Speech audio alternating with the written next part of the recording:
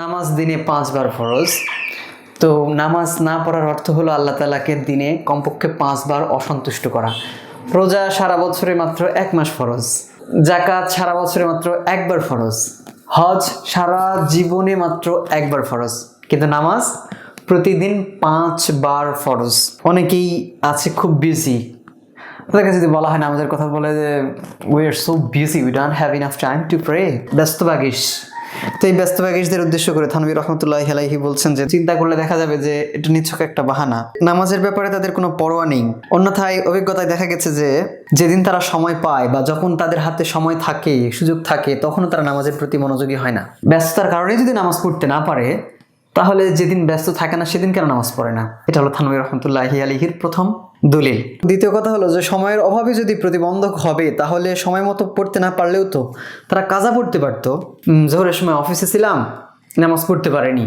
আসরের সময় অফিসে ছিলাম, নামাজ পড়তে পারিনি। মাগরিবের সময় রাস্তায় ছিলাম, নামাজ পড়তে পারিনি। ঠিক আছে, এসে ঘরে এসে যখন শুভ রাত্রে, তখন তো আমার হাতে সময় আছে, তখন কাজা পড়ে নাও, সারাদিনের নামাজ পড়ে নাও একবারে। সারাদিনের নামাজটা একবারে কাজা করছো না কেন? ছুটির দিন নামাজ পড়ো না কেন? তৃতীয়ত, অবহেলায় যদি কারণ না হবে, তাহলে এই ত্রুটির কারণে তাদের মনে কষ্ট পেরেশানি হতো। যেমন দুনিয়ার কোনো তুচ্ছ স্বার্থ যদি হাতছাড়া হয়, তাহলে দীর্ঘ সময় ধরে আফসোস হয়, হয় না?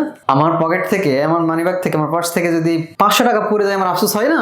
তো নামাজ মিস হয়ে যাচ্ছে, আমার আফসোস কই?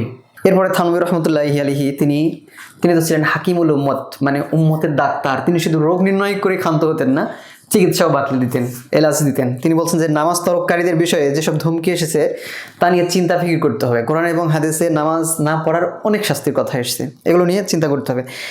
এমন ব্যক্তিকে কোনো কোনো হাদিসে কাফের পর্যন্ত বলা হয়েছে, যে ইচ্ছাকৃতভাবে নামাজ ছেড়ে দেয়, নামাজ পড়ে না, সে কাফের। যদিও সেই হাদিসটি ব্যাখ্যা সাপেক্ষ।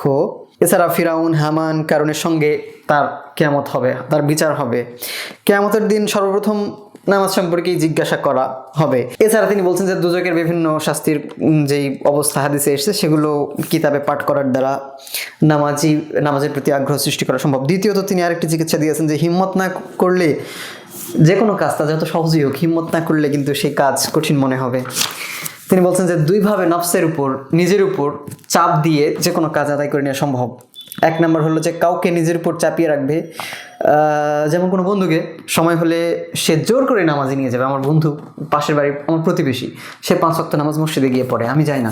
সে যদি প্রত্যেকবার নামাজে যাওয়ার সময় এসে আমাকে জোর করে ধরে নিয়ে যায়, আমার কিছুই করার থাকবে না যাওয়া ছাড়া। দ্বিতীয়ত, নামাজ ছুটে গেলে নিজের উপর কিছু জরিমানা নির্ধারণ করা।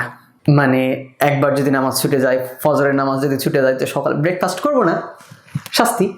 জোহরের নামাজ ছুটে গেলে দুপুরের লাঞ্চ করবো না। এশার নামাজ ছুটে গেলে, মাগরিবের নামাজ ছুটে গেলে আমি ডিনার করবো না। একদিন নাফসকে না খাইয়ে রাখবো, না খেয়ে থাক, নামাজ পড়বি না তো না খেয়ে থাক। অথবা অন্য কোনো শাস্তি দেবো, যেমন বিভিন্ন ধরনের শাস্তি হতে পারে, আমি জানি না, যে কেউ নিজেরটা নিজে ঠিক করে নিতে পারে। হতে পারে যে মাসে 30,000 টাকা বেতনের চাকরি করি, 1 ওয়াক্ত নামাজ যদি আমার ছুটে যায়, তাহলে আমি 1,000 টাকা, আমার বেতন থেকে 1,000 টাকা সদকা করে দেবো, গরিব মানুষকে দান করে দেবো। এটা কিন্তু নিজের জন্য খুব সহজ হবে না? এরকম শাস্তি নিজের উপর নির্ধারণ করে নিলে নামাজ ছুটে যাওয়ার সম্ভব হবে না। নফস টাকাকে খুব পছন্দ করে, ভালোবাসে, সে নামাজ ছাড়বে না, যে একবার নামাজ মিস করলে আমার 1,000 টাকা। এরপরে নিজের উপর কিছু ইবাদত চাপিয়ে দেবে। উদাহরণস্বরূপ ফজরের নামাজ যদি আমার ছুটে যায়, তাহলে আমি অতিরিক্ত আরও 2 রাকাত নামাজ পড়বো, এই যে নিজের উপর শাস্তি। হয়তো ফজরের নামাজ আমি ফজরের সময় পড়তে পারিনি, জোহরের সময় পড়ছি, ঠিক আছে, জোহরের সময় পড়ে নিলাম, কাজা করলাম, কাজা করার সময় অতিরিক্ত আরও 2 রাকাত। জোহরের নামাজ ছুটে গেলে অতিরিক্ত 4 রাকাত নফল নামাজ পড়বো। আসরের ছুটে গেলে 4 রাকাত নফল নামাজ পড়বো। এভাবে মাগরিবের নামাজ যদি ছুটে যায়, তাহলে অতিরিক্ত 2 রাকাত নামাজ পড়বো। এভাবে যদি নিজের নফসকে অতিরিক্ত নামাজের শাস্তি চাপিয়ে দেওয়া হয়, যে কোনো নামাজ মিস করবা তো আরও অতিরিক্ত তোমাকে পড়তে হবে, তাহলে শয়তান নিজেই আমাকে জাগিয়ে দেবে, সময় মনে করে দেবে, এই নামাজ পড়ো, নামাজের সময় হয়েছে। কারণ সময় মতো নামাজ না পড়লে আরও অতিরিক্ত নামাজ পড়বে। এরপর থানভীর রহমতুল্লাহি আলাইহি বলছেন যে কতক মানুষ সুস্থ অবস্থায়, আবাসে থাকা অবস্থায়, অবসর থাকা অবস্থায় নামাজের পাবন্দি করে, নিয়মিত নামাজ পড়ে, দে আর সিরিয়াস, কিন্তু অসুস্থ হলে, সফরে গেলে বা ব্যস্ততার সময় নামাজে অবহেলা করে। এর কারণ ইচ্ছাশক্তির দুর্বলতা, উদাসীনতা, অন্য কিছু নয়। তিনি বলছেন যে এসব অবস্থায় যদি পেশাব পায়খানার চাপ হয়, আমি অসুস্থ, আমি ব্যস্ত, আমি সফরে গেছি, আমি কি পেশাব পায়খানা করা ছেড়ে দিই? আমি যখন ব্যস্ত থাকি তখন কি পেশাব পায়খানা ছেড়ে দিই? দুপুরের খাওয়া ছেড়ে দিই না। আমি যখন সফর করি, বাসে হোক, ট্রেনে হোক, বিমানে হোক, যেখানেই হোক, তখন কি পেশাব পায়খানা করা ছেড়ে দিই? তাহলে নামাজ কেন ছাড়বো? খাওয়া দাওয়া কি ছেড়ে দিই? ঘুম কি ছেড়ে দিই? গোসল কি ছেড়ে দিই? তাহলে সব কিছুই যদি করতে পারি, নামাজটা কেন পড়তে পারবো না?